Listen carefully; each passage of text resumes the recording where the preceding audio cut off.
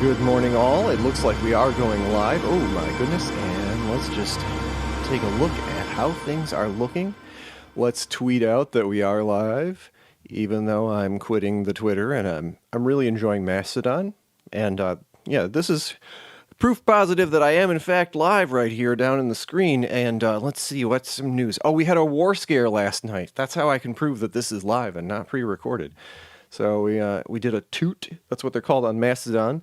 At the end of the stream, I'll give you my info so you can join in on a cool little clubhouse that I'm hanging out in over there. Today we're going to be talking about Star Trek Adventures, and in particular, I gave a middling review to what I thought was sort of a landmark publication, a place where Star Trek Adventures was starting to become more aware, and the publications about it were starting to look maybe a little bit more encouraging, frankly, and a little bit more intent on kind of recruiting and retaining gamers to play it. And what was that book called? Well, that was The Player's Guide. I thought that it was going to be something akin to like the Player's Companions of the various World of Darkness games from the 90s. So there was a Player's Companion to Mage, there was a Player's Companion to Hunter the Reckoning, and a Player's Companion to Vampire the Masquerade, and so on. And there was a mixture of player goodies and advice and tips about having a good game, and a lot of player perspective stuff. And Player's Handbook 2, which came along in the latter half of the tenure of 3.5 edition, similarly was just packed full of really maybe slightly more advanced goodies for people who were a little more experienced and actually playing. And it contained a lot of practical stuff that, you could hit the ground running with, of all different natures. That's what I thought this book was. And that's part of why I kind of had this feeling that it was a bunch of essays from a number of different folks about how best to play. And I said that in a way like that's a bad thing. And I think I may have been maybe a little bit harsh on that account. This is actually a player's guide. Quite literally. I mean, as in it guides players about how to achieve a successful game of Star Trek Adventures. And maybe that's a good thing. It is definitely different, and I sort of have questions about the value. Because if you watch the show, / if you play the game, it's sort of, I don't know how it pulls you back to it, except with the goodies, which it does have some of. And we will visit those. So let's dive into it. As you know, I'm moving into a new format here on the channel where I'm trying to experience a little bit more positivity. I'm trying to resurrect my stage presence from the long journey of COVID, where your family members really would wish you would just be a little quieter and a little bit less larger than life. And obviously, that's not how YouTube channels are made. However, I can be humble, and the other thing is I can be not so cranky, and I can bring a different presence that's more about how once you become experienced in the hobby, you want to grow in the hobby. You want to try new things, and you want to maybe get better at what you have been doing, and you want to be able to revisit the things that you've been working hard at. You want to be able to resurrect the good times and be able to replicate them more often. So I've called this channel Game Master Growth, to visit that idea. Of course, that means growing into new games besides D&D, and I will have some future videos about what I think the future holds, what D&D Next is foreboding for the hobby. But I know there's a lot of people who really couldn't care less about this in my viewership, and I'm so happy. Because today we're talking about a game in outer space, and that works on completely different principles. And today we are talking about the Star Trek Adventures Player's Guide. It's a bit big, and by that I mean it is a longer tome. It's in the 200 pages range or so. How much of that feels like content-rich pages is we'll see by the way the layout and the formatting is. And the other side of that is, is there any cartography? Is there any like art which is immersive or instructive, which it kind of takes up that page count in a different way? And let's see. We are going to lift through the book a little bit. Let's just see if yes, we are capturing Acrobat over here, and I get to talk to you about the book while we look at it. And, maybe I'll put a filter on these in the future that makes it a little bit more scrambled, so that, we don't get any accusations of book piracy. But suffice it to say, I'm jumping around here and I'm just showing you what I want to show you. We talked about Star Trek Defined in the first video about this book, and how it seemed to be creating a Trek RPG constitution. Look for that thumbnail in the channel if you're wanting to get filled in. I had some objections to how it kind of had a heavy-handed approach to instructing what the society of Star Trek is all about, as opposed to sort of an optimistic one about how in the future we will arrive at a consensus. We'll get there. I see that the bridge tone ambiance is maybe a little on the loud side. I need to get a sidechain compressor on that. Obviously, we have the sound of a spaceship to electrify us here. And I do look at chat. Good morning to everyone. Unfortunately, the way that I'm monitoring things right now, I got OBS because I like to babysit things as I'm still getting used to them over here.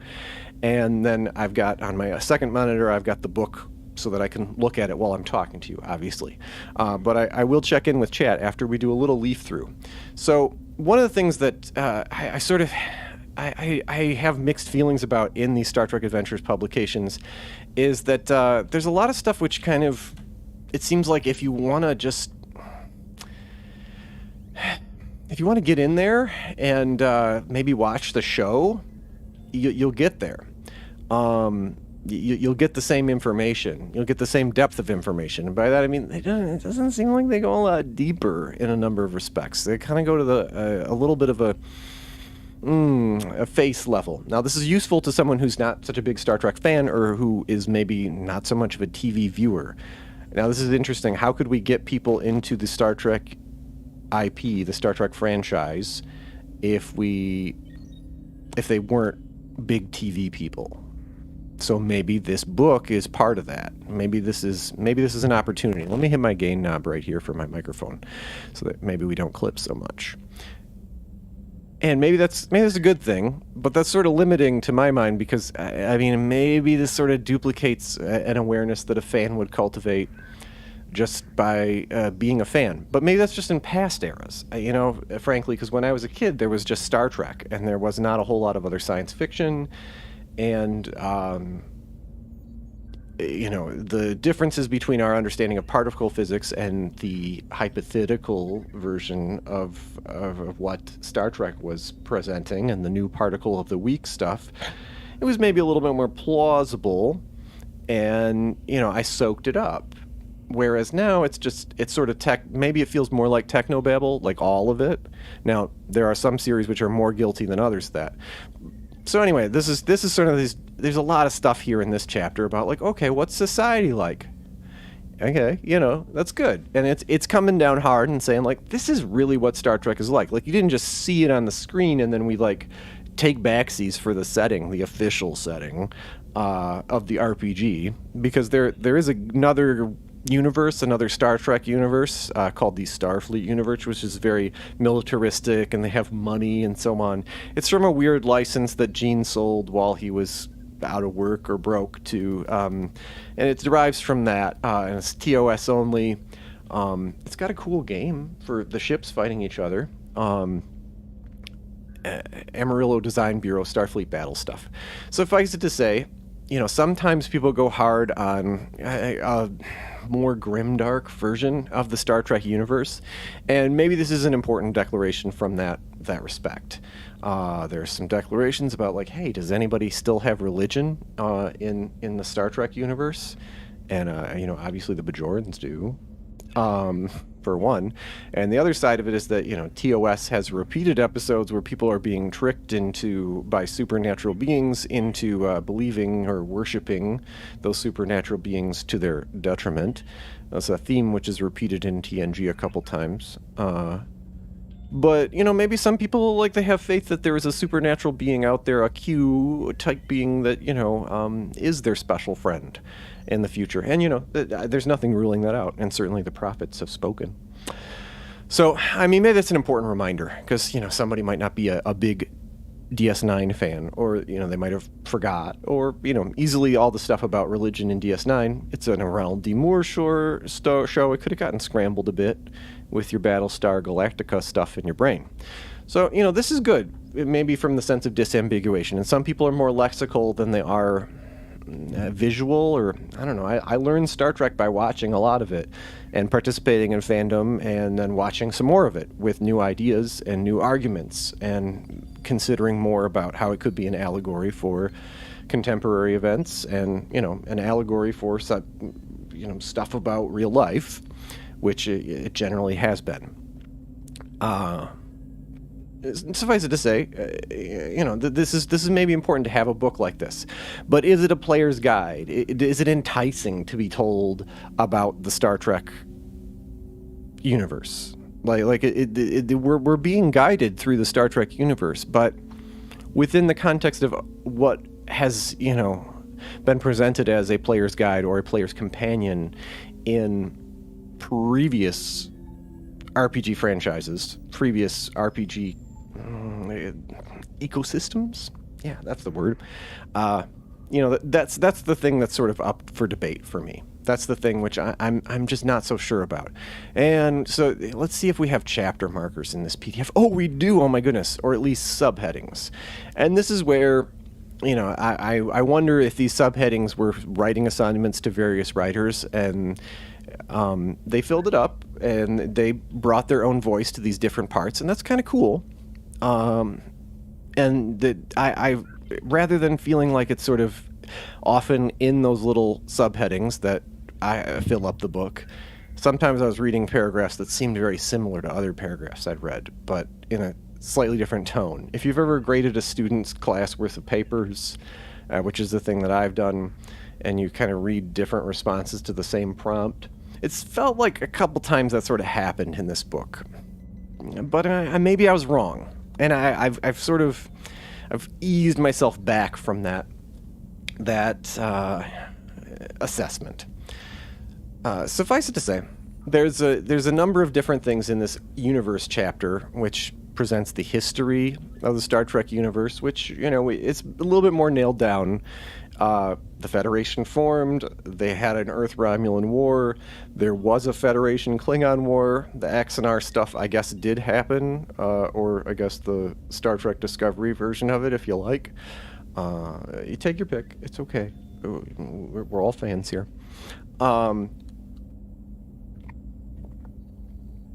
There's a good talk through about, is there money?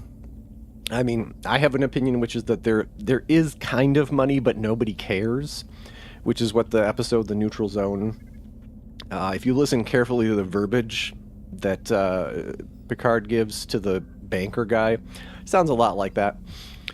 Suffice it to say, there's a talk about that, and there's a number of places where it's like, okay, there's standard operating procedures. This section is on the verge of breaking through one of my critiques and being really good and play relevant. It is role-playing relevant, and in that it is a player's guide. So in a sense, it tells stuff about how starships are operated. So, when the ship is doing these various things, what are the various parts of the ship doing? So an example of this is, when you are under yellow alert, what's going on with your away teams? If you're around a planet, generally, especially in the original series, they're always eager to get down there and start beaming down and collecting rocks. They've got this real Neil Armstrong, strong exploration feeling where it's just all the people on the ship are cooped up, it's crowded. Maybe it's less crowded on TNG, but they really want they're there to do science on planets. And they're there to, witness other biologies, learn about geology, and maybe learn about the stellar history.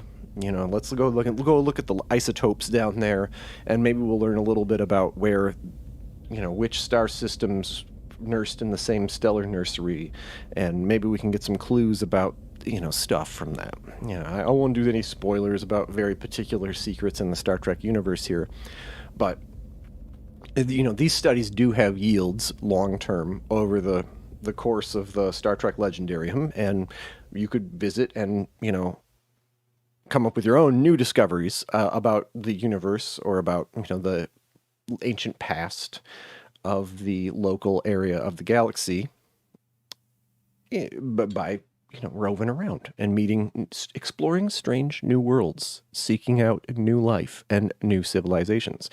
So one of the things that I think that the sections here sort of they're fairly successful about is they give you the feeling that Starfleet is competent, that they've done their job for a long time. They know how to get it done. They know how to get it done safely, and you should be going boldly because they have a tradition of going boldly, and your character is excited to be a part of it. And you've got each other's back. So it's sort of an immersive way of saying, like, don't be so cagey and like scan everything from orbit for like 20 minutes, guys. Like just get in there and beam down and find out what it's all about.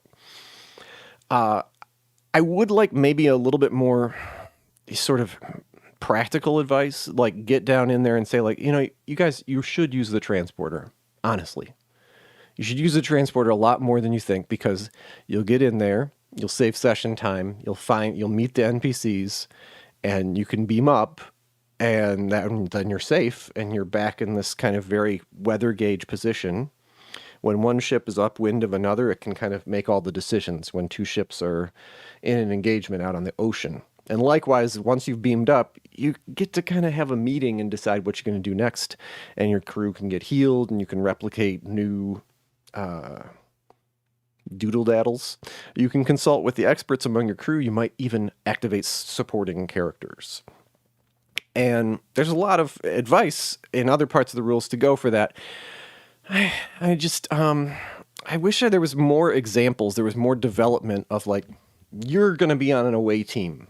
What does that mean? And you beam down and you whip out your tricorders. Why don't you wear armor when you're doing an away team?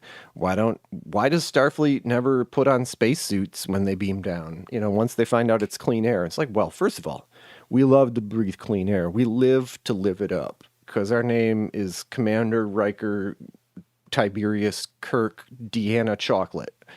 And, these people they love the experience of being alive, first of all. Secondly, they come in peace, and, you don't want to give appearances to the otherwise, and they are who they say they are. I'm Jean-Luc Picard of the United Federation of Planets. Every single time they introduce themselves as who there's never there's never a key of subterfuge. There's never any sowing of like disinformation. Like Starfleet earns its blue check mark by sticking by it, you might say, to take a page from common and current events. And I think that's an area where there's maybe a little bit of a shortfall in these chapters. And these chapters do go on, as in, like, let's scroll through the, stuff about technology. Like, there is a tractor beam. You can use it. There is a warp drive. You can go faster than light. There's lots of energy generators, not just the warp core. There are fusion generators throughout the ship, and there are auxiliary power supplies and so on. EPS is a thing, as in the really high energy systems. They have to be supplied through pipes of basically tokamak plasma that squirts through the ship. And this is why there's always explosions and people are getting horribly burned in the hallways when the ship has problems. We talk through these things, and maybe it's a good thing that it's in this book. There's not any kind of immersive schematics.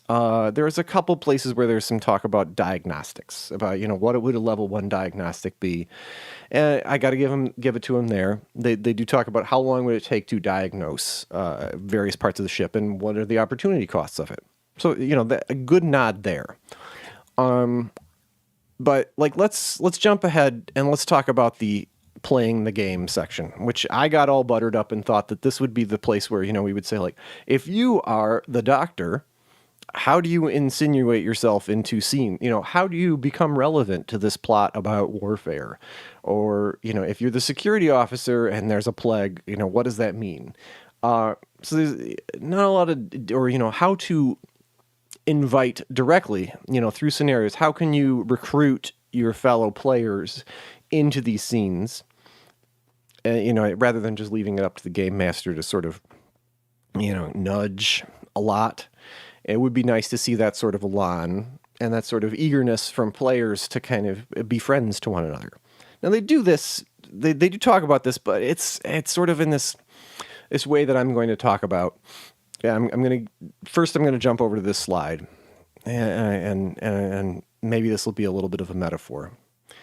It feels a little distant and directorial from the practical experience of play. It's talking to the player. It's guiding the player about how to play the game to have a good game. A lot of people, in my experience, are a little bit...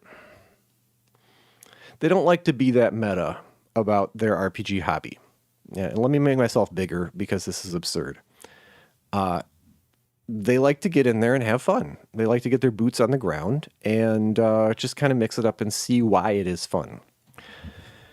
So some advice about what the genre, like as in, you don't start combats all the time, guys. It's just not how Starfleet does things. Or, combat serves a purpose. It's usually to get away and to beam up, or it's to rescue people, or it's to get the thing that you need to defend yourself. It's a matter of self-defense. And in fact, Star Trek has a lot of empowering devices to allow you to use non-lethal force, to de-escalate confrontations, things like force fields.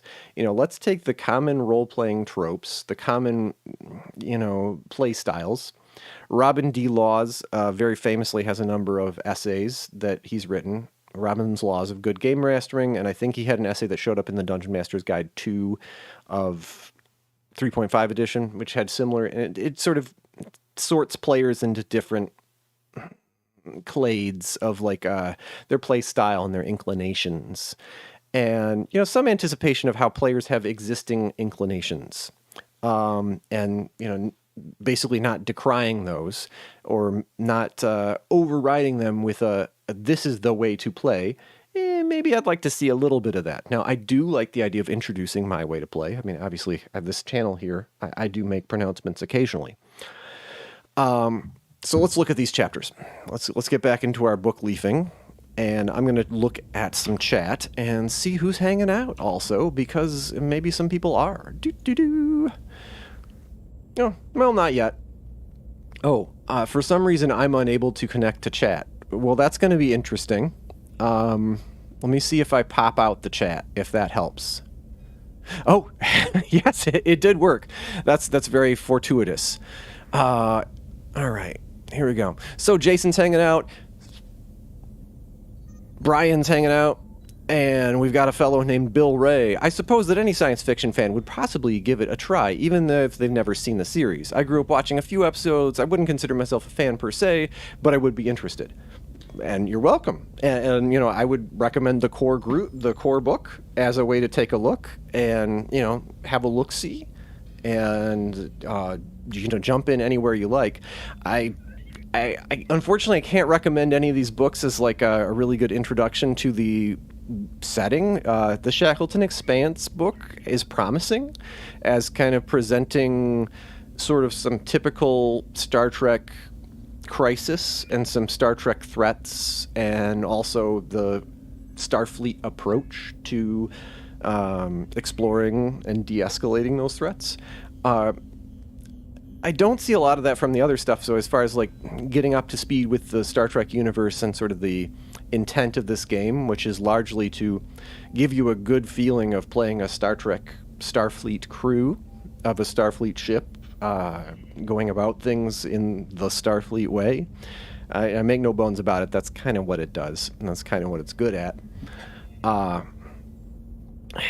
don't know that, as much as there are hundreds of pages of kind of light stuff about the universe, I feel like you'd be better served by kind of looking through YouTube about lore videos about the Star Trek universe. There's been a number of very good lore channels over the years. So yeah, I don't know. The book is self-aware about how Star Trek Adventures is a role-playing game. I don't know that it's really understands where it competes with other media that could teach about the Star Trek universe. And I say this for the whole line. There's a lot of stuff about Star Trek universe things, teaching about the history and the technology and the best practices or society, the culture. This is visited a lot. So I guess it's good that in any given book you're reminded often. But at the same time, I don't know. I'd like to see something like just a book that really covers a colony, really develops the starport and says, this is what the people here are doing. This is how they feel, what they are experiencing. And I don't know. I don't know, Bill. I don't see a lot of that really drilled down to specific stuff yet. That doesn't mean it won't come yet. Jason, it's a good that the book provides information for the non-fan. Yeah, and I'm open to the hypothesis that maybe it is a good thing. And it is definitely, system-wise, it's really great. Pacing is something which it's capable of, and I've had my ups and downs with as far as really experiencing how this game can be great at pacing, and also how the people playing the game, Jason's here, and I played Star Trek with Jason. You end up saying a lot of words, especially in virtual tabletop, about what's going on with the task checks.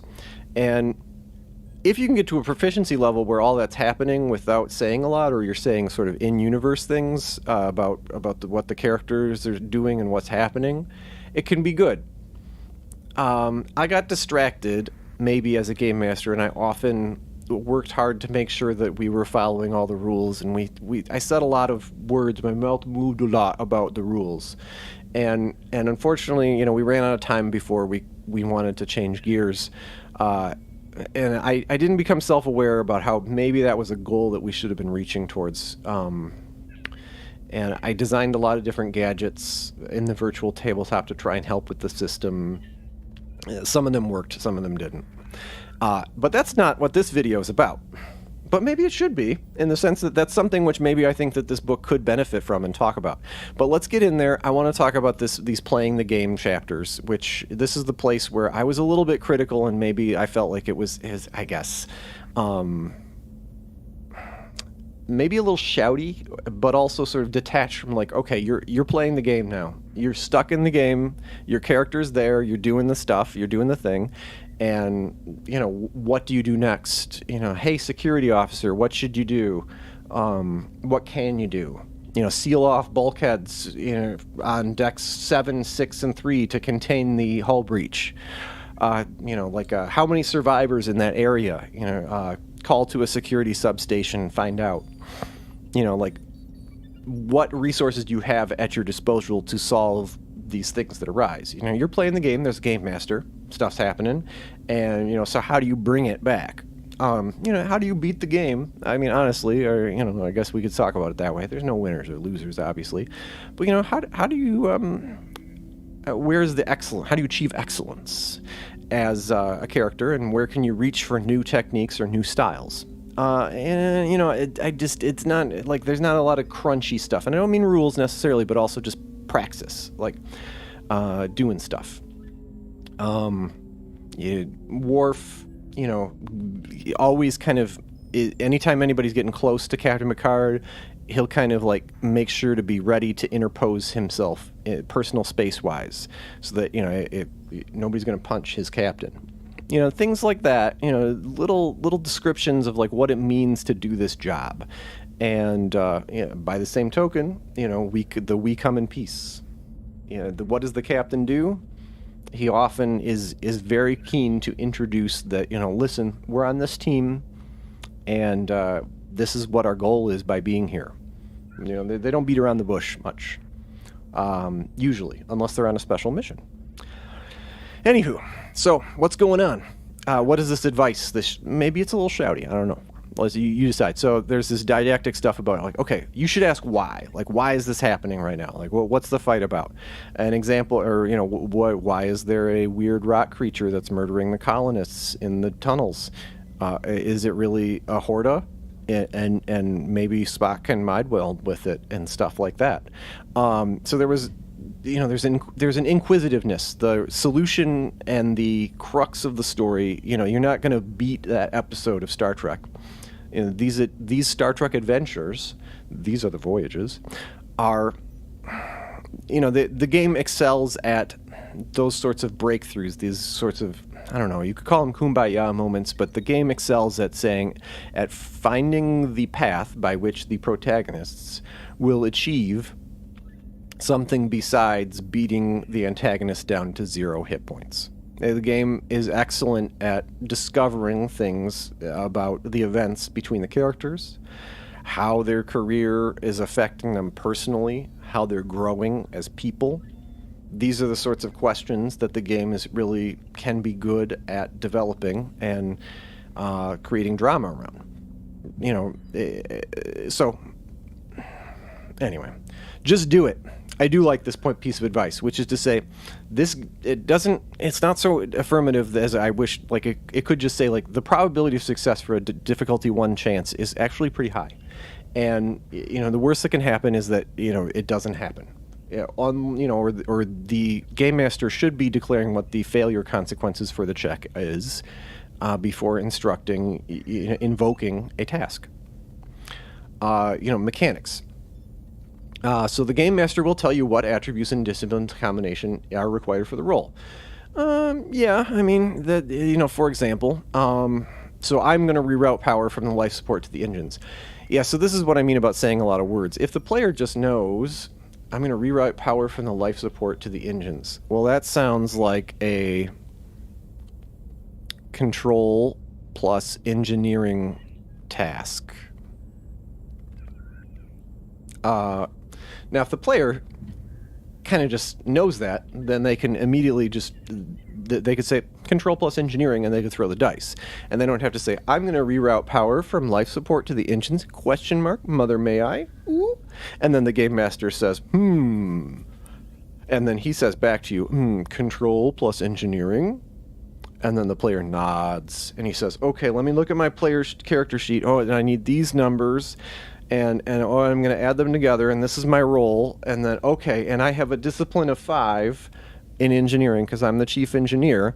And so we say all these words about the system. See what I mean? As opposed to, I'm going to reroute power.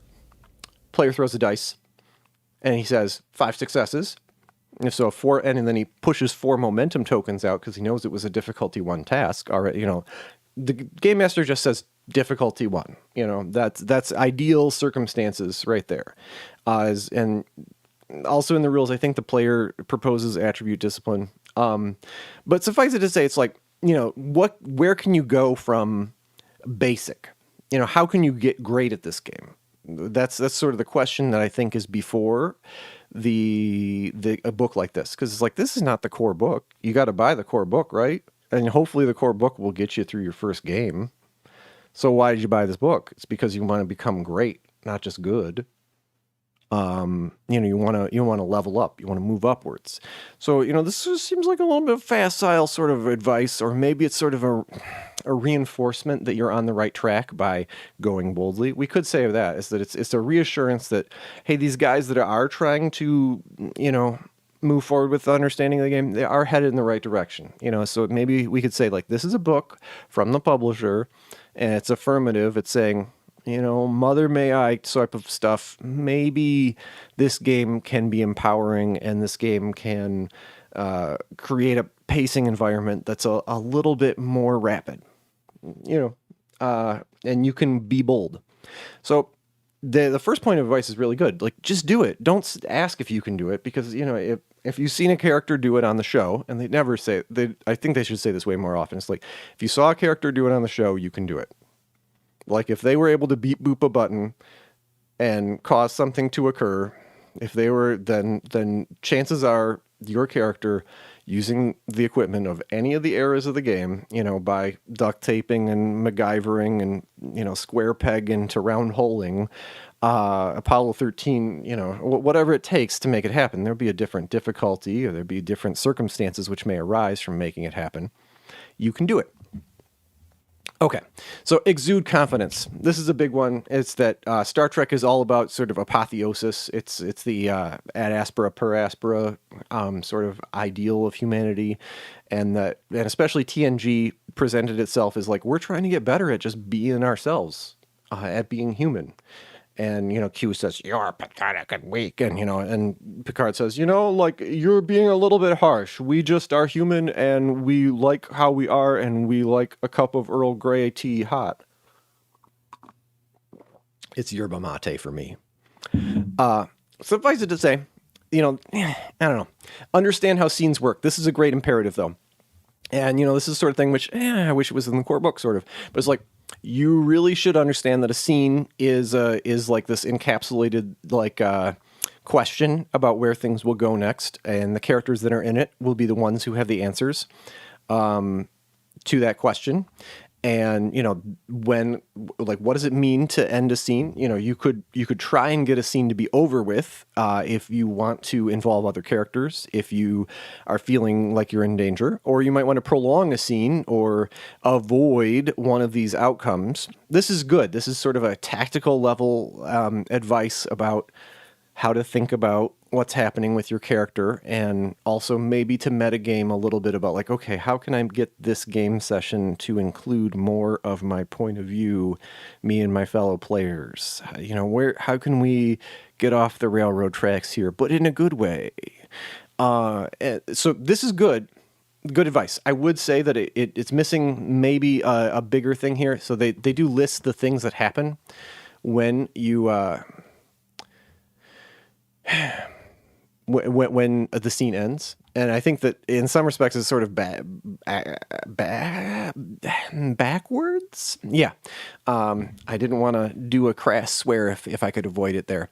It's like, let's talk about how injury and healing, like, let's come out and say, like, if you take any stress during this, as long as you don't get injured, by the time the next scene comes around, you'll have replicated your tea. You'll have been able to get in for some rack time. You'll have been able to go back to your quarters and say, play with your kid and kiss your wife. The comforts of home are literally like, they're just that close by, or you have such military bearing, especially for Klingons, this is probably the case, that you get back right into it. And also there's amazing medical technology, and Dr. Crusher is always full of blitzkrieg pills. She's always got something if you need it too. So we could talk about that, and that can inform your course of action. Like, these people don't worry about getting hurt, generally. I mean, they worry about dying occasionally. They worry about the consequences of being incapacitated, like what happened while I was out. And like the consequences to their service, and they do get concerned about, like, oh goodness, we left the tricorder on the gangster planet. Oh my goodness. Oh, that's bad.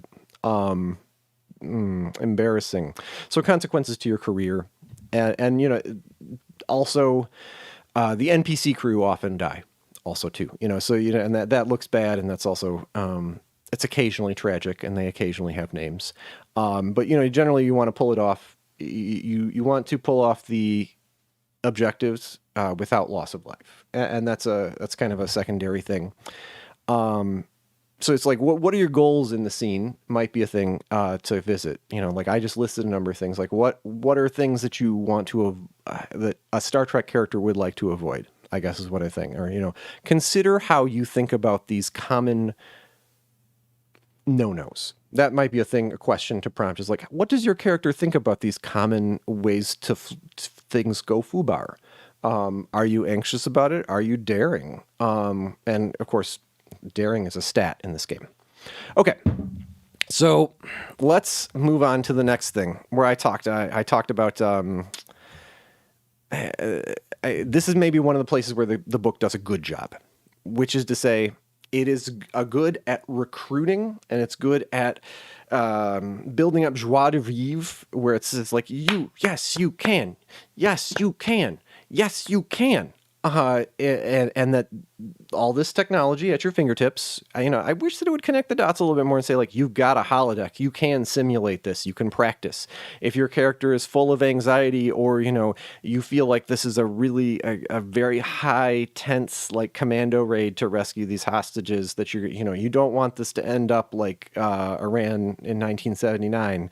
Well, let's simulate it on the holodeck and see how it goes. These are very actual Star Trek episodes, visiting these questions too. Like I recall a number of Star Trek episodes that they're kind of talking here. It's like, we don't want this to go like it did in Iran. And that they were okay with that. They were okay with visiting those themes.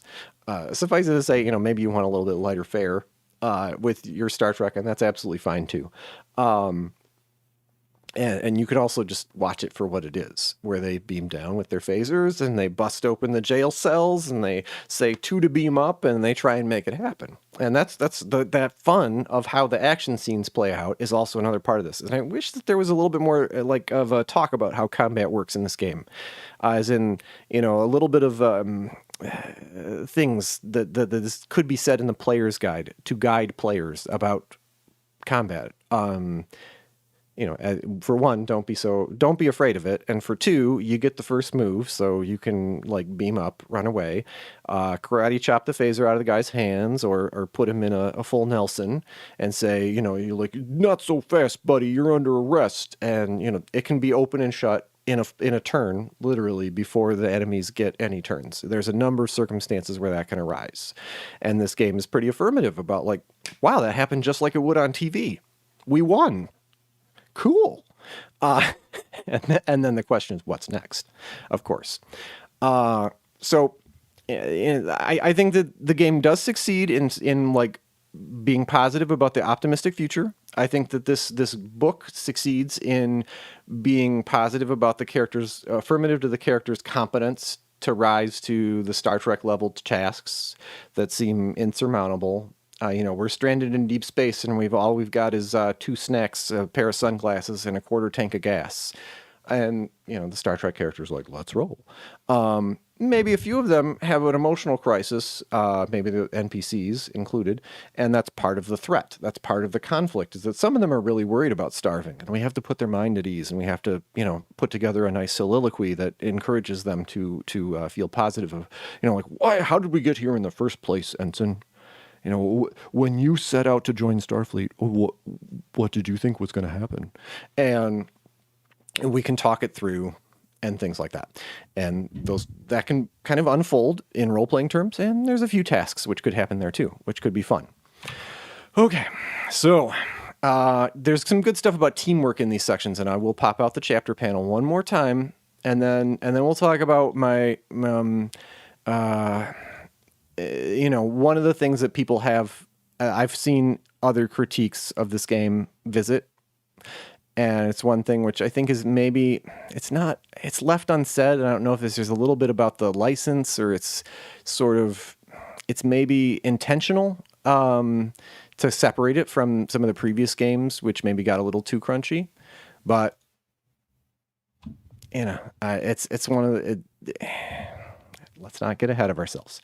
So this is more of the advice section. This is the core of the book, the meat and potatoes of it. And we're on page 138 of 272. Look at this. This is another chapter heading. And this one says, oh my goodness, well, camera B. And I think maybe I actually planned this stream-wise, where I thought, hey, I bet you the camera is going to want to turn itself off about now. And what do you know, that happened. So let's page through chat before we talk about this. This is where the repetition, or the alleged repetition, that I felt like the book was having issues with, where it's like, didn't we just look at some advice about how to play the game, and then here's another chapter where they're giving more advice about how to play, and it seems very similar to the previous. Okay, so Brian and Jason are really hanging out. One of the laws players give, Okay, so yeah, Robin Laws missed the instigator, and the interesting thing is that the instigator in Star Trek has a pretty crucial role. And I think that would be good to like talk about if you are that sort of person, how do you fit in and what are the Star Trek stories? It could be cool if they just like named some Star Trek episodes that you could go watch that might mirror your experience, that might, inform you. Okay. So Jason, yes, I had a great deal of fun. And it is one of the most informative experiences about role playing and that I've had. And also, honestly, once we got into the scraps we were hitting our stride a little bit in a number of places, and we did start to go boldly. So, it's by no means am I saying that we fell on our faces, but that every new game is an opportunity for growth. Okay. So Angel says she liked it. And she liked how it handled species. It was just, there's an intrinsic diversity just by like, did you take the species talent? Which of the species talents did you take? Or maybe you didn't take any of them, or you have a different species talents because you were raised elsewhere. And then, exploring the species trait and how it can affect difficulties or make tasks necessary or impossible or possible and so on is something which unfolds in play and is another layer of it, which maybe I should do a video about sometime. Okay. Talk about playing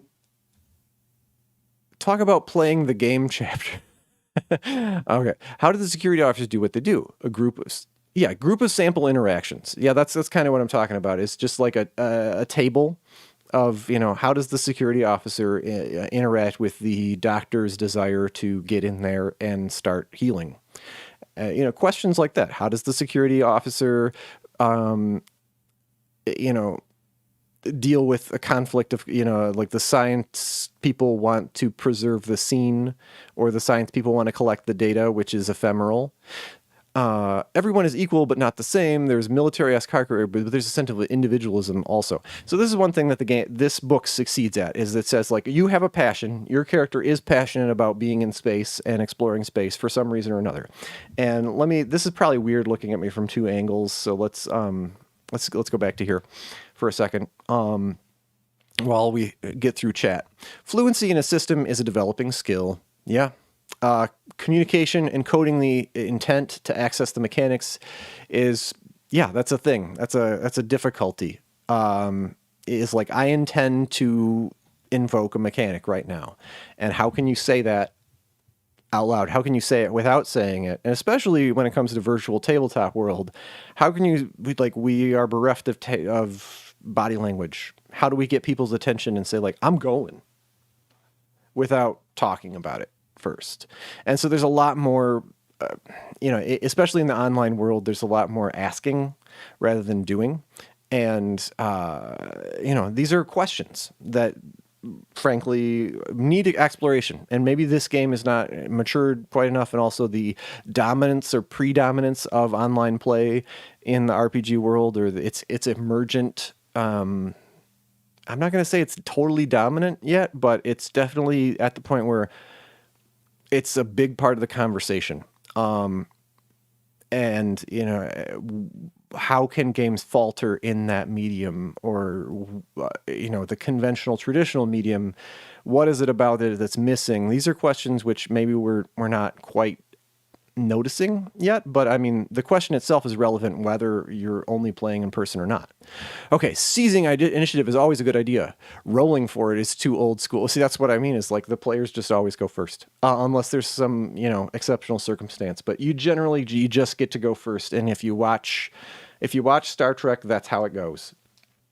Especially TOS, is that, they just walk in the room and they just, stuff starts happening. And sometimes it's the fisticuffs.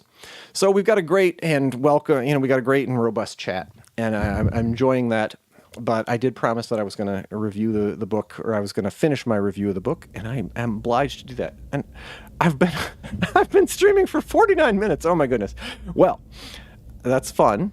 And I hopefully people will watch this. Don't forget, there's a way to watch this at 1.25 speed once it becomes a replay. You just hit the gear icon, and you can change. Playback speed is in there, and I do recommend it. I'm trying to talk as fast as I can, and I'm trying to keep a train of thought, and I'm trying to wire a bunch of content in here. But I do know my videos are long, and I've heard that YouTube hates that nowadays as far as the recommendation engine. So keep all those things in mind, because reaching new audiences and reaching new people is something which I'd love to do, and maybe you could be a part of that. And I am showing you all this cool ways that we're doing the stream stuff live, which is I'm semi proud of, actually. It's pretty cool what you can achieve just in OBS these days. So but I'm not gonna talk about that in a different video. So get in the mood. These are ways to support your character, your game master, as in your character. You should reflect the dignity of the scene. Be in character. Don't this isn't so cracking jokes all the time. And this is also maybe a little shouty though.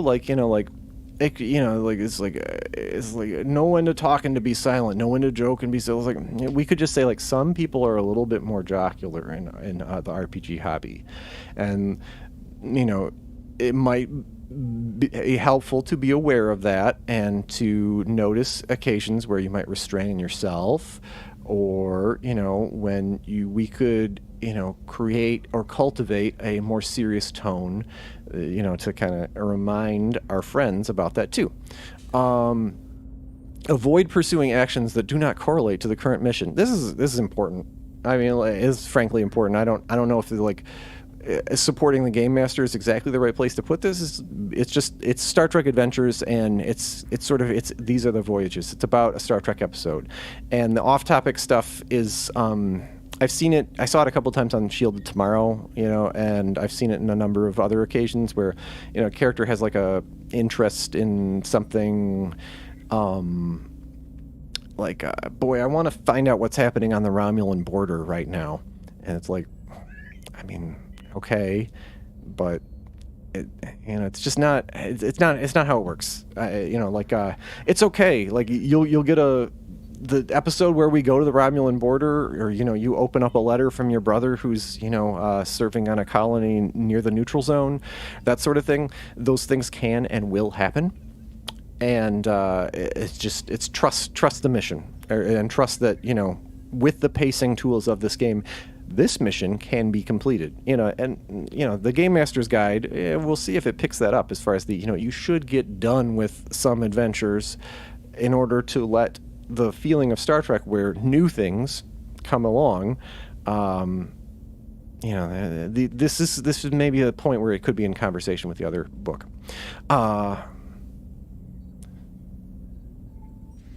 If you're unsure if there's a solution, is there a solution? I don't know, go boldly. The other side of it is you have the means to ask, with the task rules and so on. It's computer,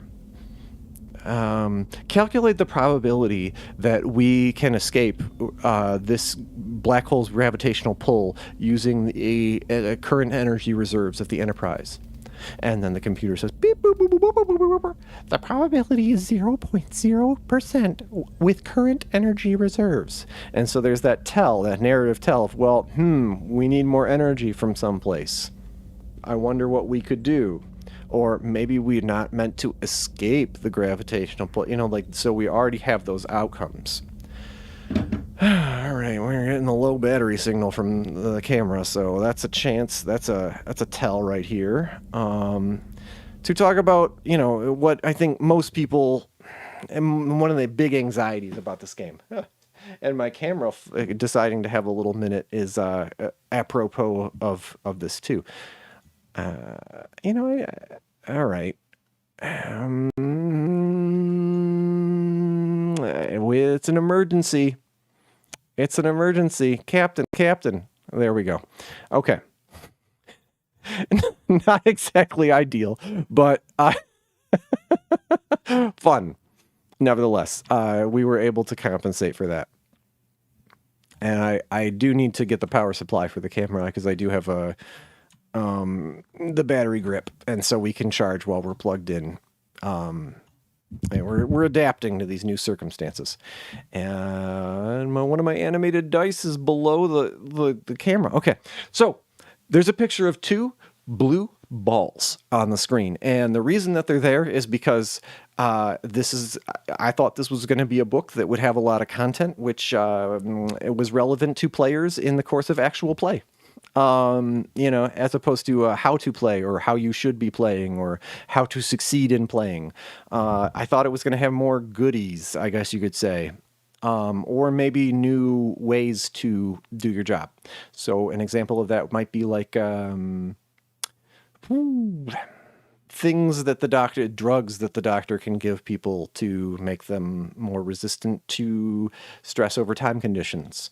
Adapting.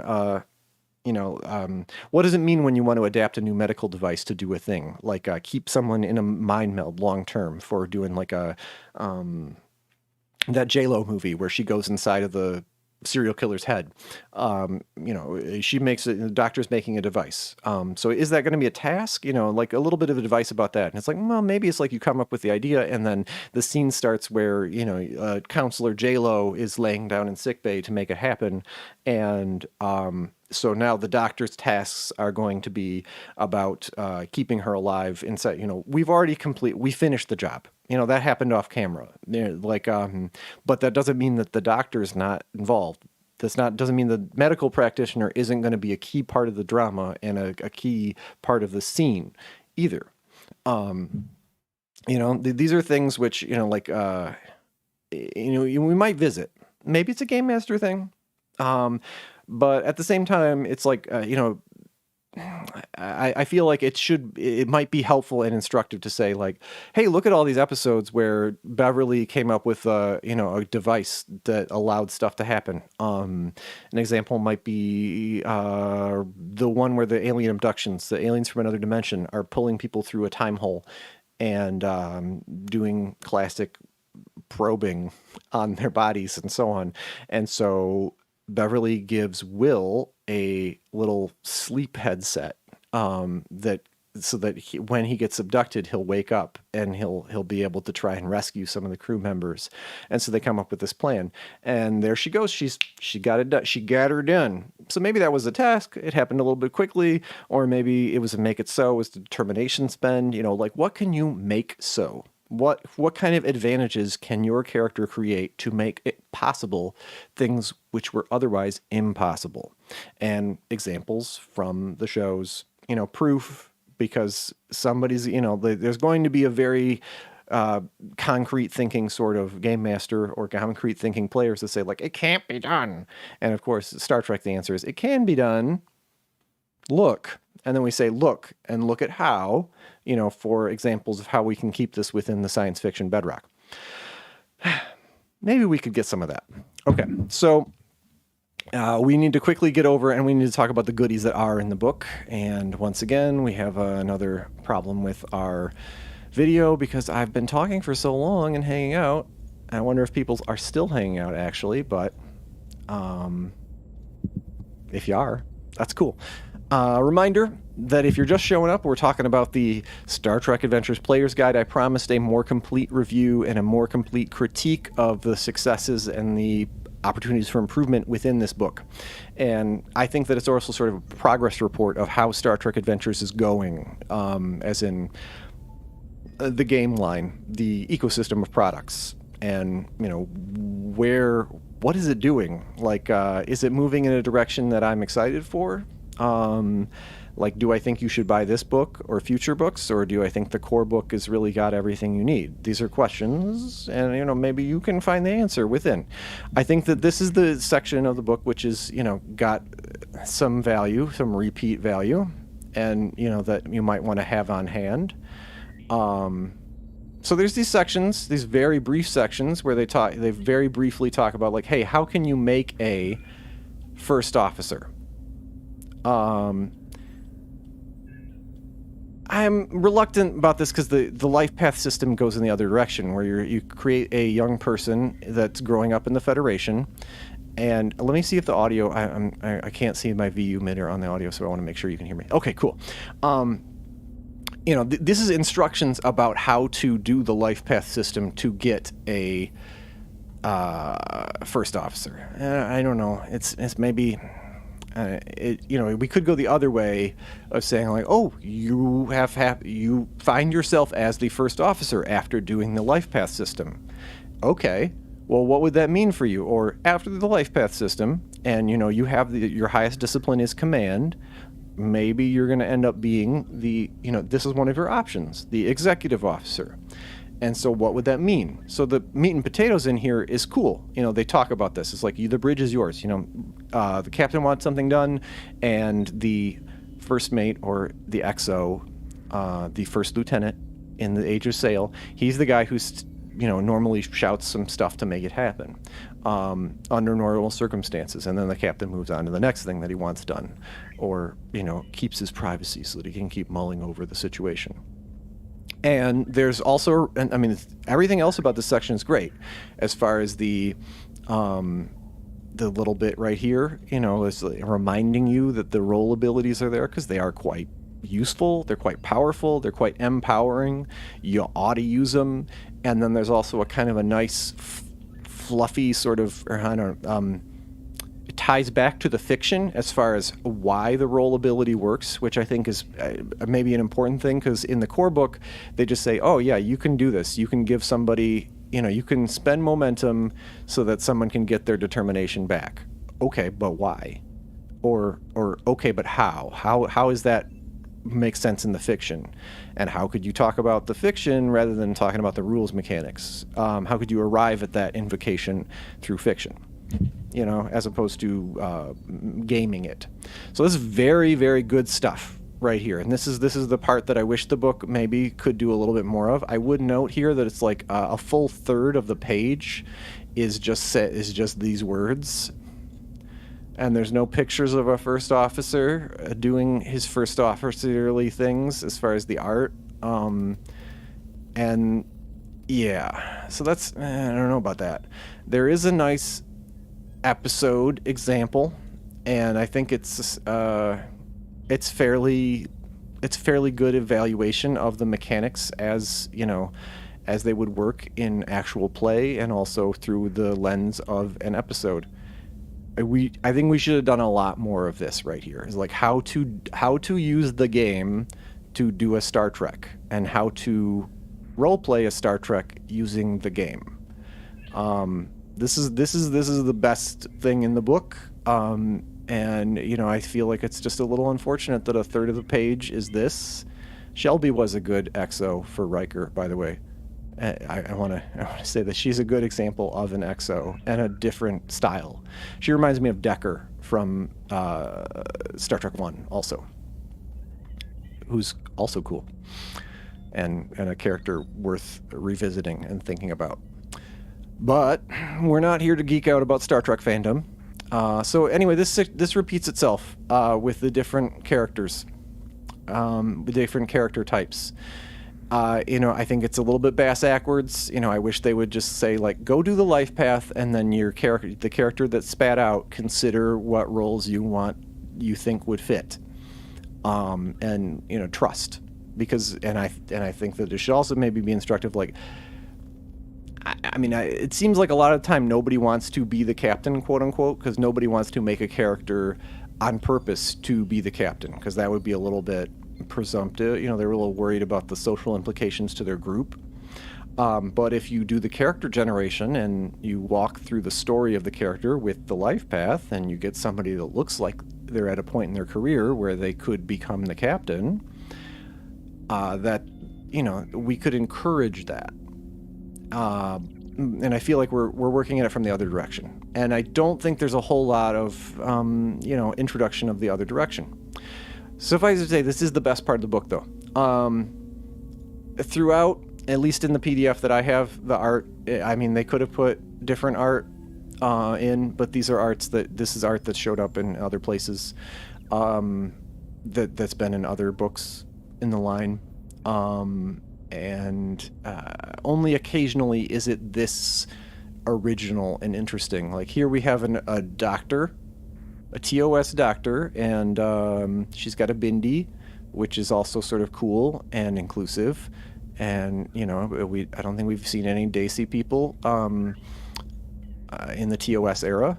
So that's cool. And then we got an Andorian who looks like he got injured. We didn't see a lot of them in TOS, and we certainly didn't see any of them with the Enterprise era Andorian makeup. So that's cool. That's really cool. It's very original, and she's doing some sort of doctory thing. She looks like she's on a Star Trek event, a brand new one. So this is a shortfall in the art, which I think, I don't know, it's probably a budget thing, but I've always wanted them to have iconic characters like the Pathfinder handbook, like the 3.5, where it's like, here's some new Star Trek characters that are doing new adventures and getting into new situations, just like you can. And they're together, and they're getting into these messes together. And I wish that there was, and they're using abilities which look a lot like they might come from the game. Stuff like that. I wish that there was a little bit more of that in the art. And then there's filler art like this. It's a schematic of the Galileo. Cool. Great.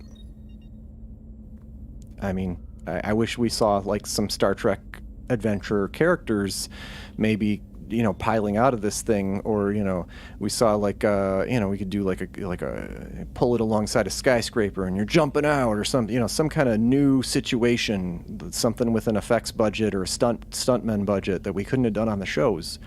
Stuff like that.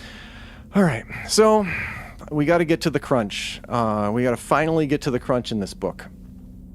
Here it is. We get the ability to create some new roles, some new characters, some non-Starfleet personnel that are on Starfleet ships. That's what we can do here. That's the main thing that we get our ability to do. So new character types, So these are the Nogs, the Jakes, the Guinans. And it's perfectly possible that you could have a game where this could be a one of the MCs. A character that's created with the life path system, and then the person who's playing Guinan might often activate a minor character named Wesley, and we could totally do it that we could roll it that way, and that could be really fun. And Guinan's always about people's dating situation. I can imagine she has like a whole stable of different supporting characters that player likes to activate, and they're a listener. It's like their tribe of people that they're matriarchally looking after. That actually sounds really fun. You're making me want to play Guinan. And do the mechanics to do it. So suffice it to say, like Kira's around.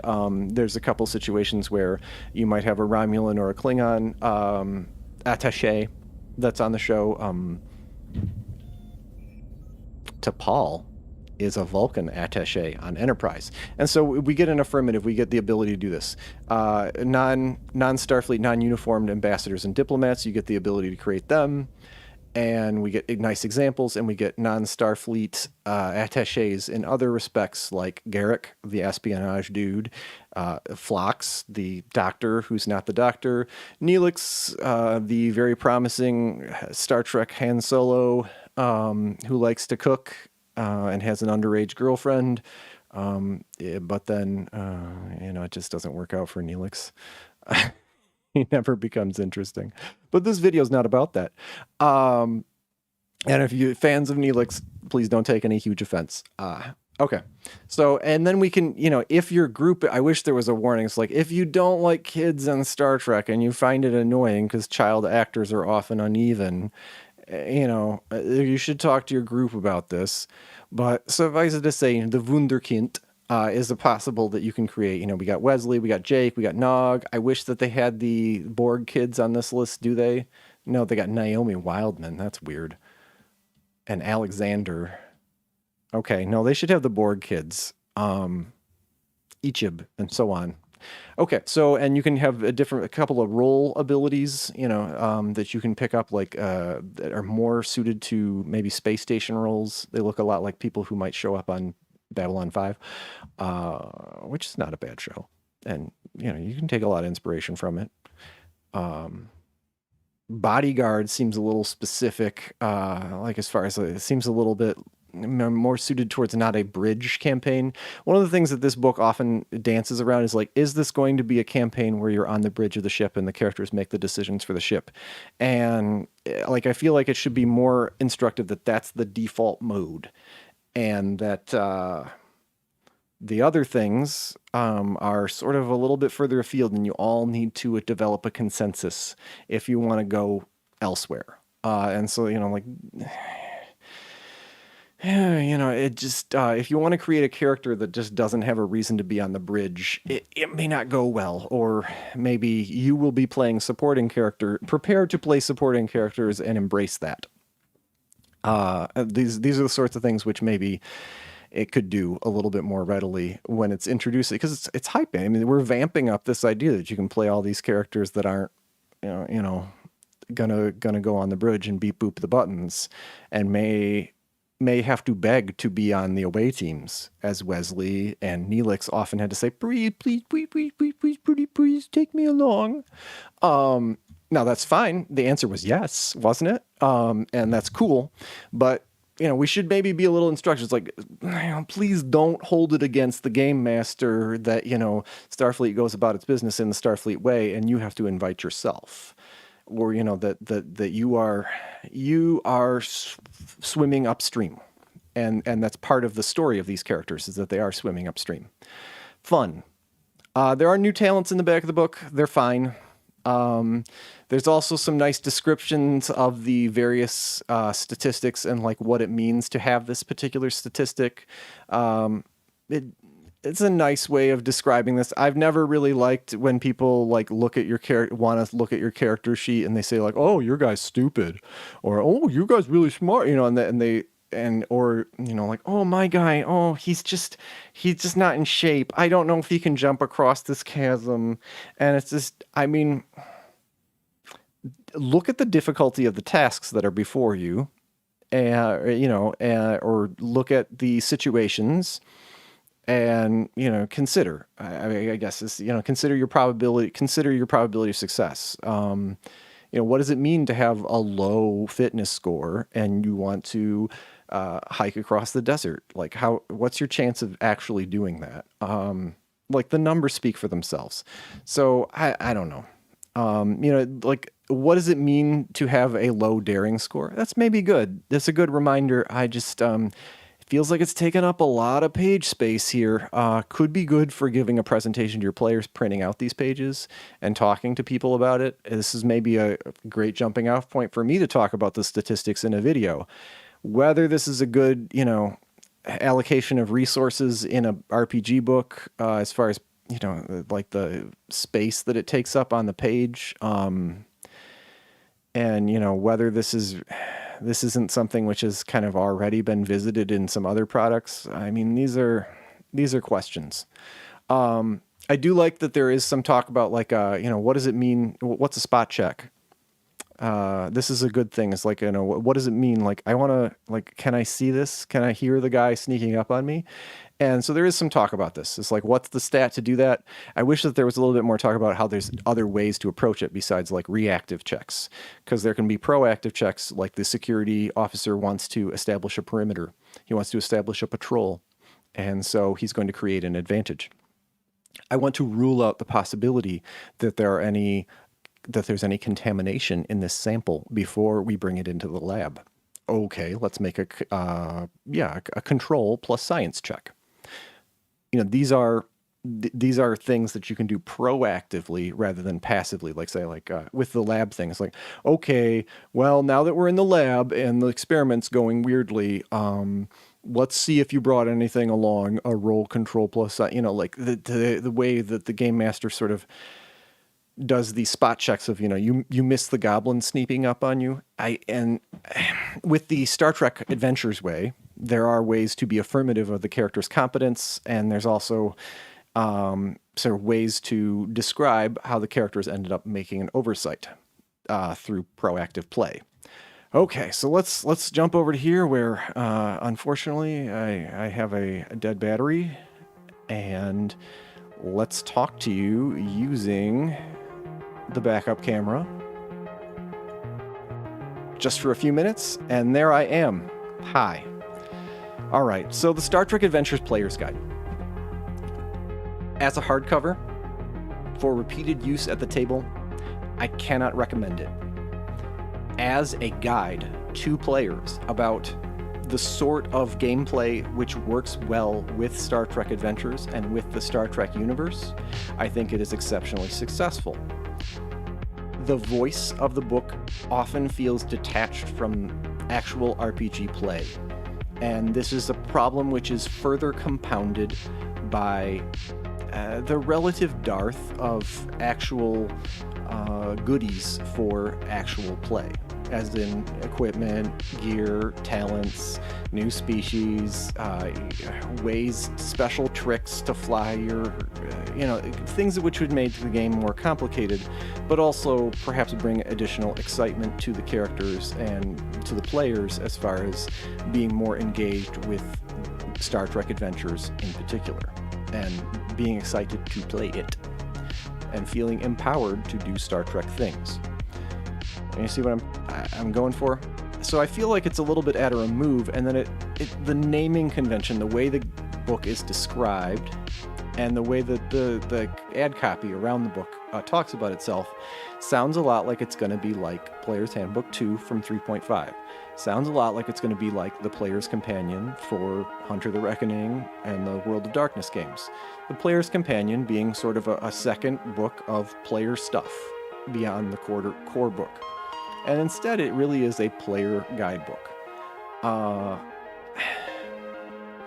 A great deal of the book is stuff which is lore in the universe, and it's nice to establish that this game agrees with a certain version of the lore and a certain interpretation of it. And that may in fact be a valuable asset at your table to say, oh look, the book says it's this Star Trek.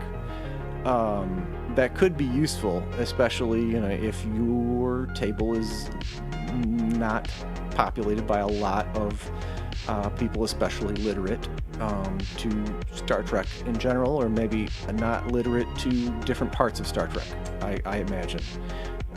There could be somebody out there who's just watching the Nickelodeon Star Trek show and the South Parky looking Star Trek show on the Paramount Plus Lower Decks, and informed by those two, what would you might need an instruction manual. Maybe I'm an old man and I had a lot more, we had more time to watch TV before there were lots of video games. I could be wrong about that. At the same time, this is a book about a particular intellectual property and about a particular legendarium. It's a game about that. And so it seems like, we want to lean into how it's pretty successful at replicating the tone and the pacing and the sorts of subject matter that the intellectual property has succeeded at. And what better way to do that than by maybe describing a few more examples of play? Is it a good book? I think at the $18 for the PDF price, it is a noble follow-on to purchasing the core book. I think that that's a pretty good value. The quality of the writing and the editing, the sort of tone that's brought in the instructive passages, I think is good. I think it's a pretty aggressive tone. It says like listen, you should play this way, and I think it does a good job of talking that way. Perhaps maybe more successful than other books like Luke Crane's tone. Especially, people get really angry. I've even seen people get angry at Vincent Baker's tone from Apocalypse World, as far as saying like, listen, you got to play the game this way. And maybe this is a follow-on. This is an evolution of those previous efforts, in the sense that it does a better job. And especially since I think it comes from different voices, different authors wrote those chapters where they're talking about how to play the game well. It seems especially notable that different people pulled it off in their own voice and their own way. I don't know that is the medium for that an RPG book, a hardcover, or otherwise, a PDF that you want to open and keep open as you think about playing the game, like on your iPad or whatever. I don't know. I, I I'm unsure. I think that the title of this book and its orientation, the way that it presented itself, left me expecting something else, and I don't think that I got that. And I think that if you want that other thing, or you would like to see a little bit more of that other thing from your prior experience in the RPG hobby, I think that your feelings are not misplaced. So let's check in with some of the chat. And it's definitely great to have you along for the ride, Jason. I definitely enjoyed this. Will I cover the GM guide? Yeah, okay, sure. I might do more of like a how would I say it differently sort of approach. I might not exactly rate it in the same way. It does have sort of some of the same things going on here where there's not much crunchy. And, I was really hoping that the GM guide would have more antagonists. I would have kind of more ouchies, more ways to describe bad stuff happening in play, like diseases, different approaches, different things to turn on. I was hoping that it might have maybe a couple of additional alien species with their ships, and maybe the basic core NPCs, the major, the neutral, and the lower. It unfortunately, it's not, and it's also, it really feels like it's almost the same book. Like, don't buy both of these, unfortunately, because you're not going to get your money's worth, even in the PDF form.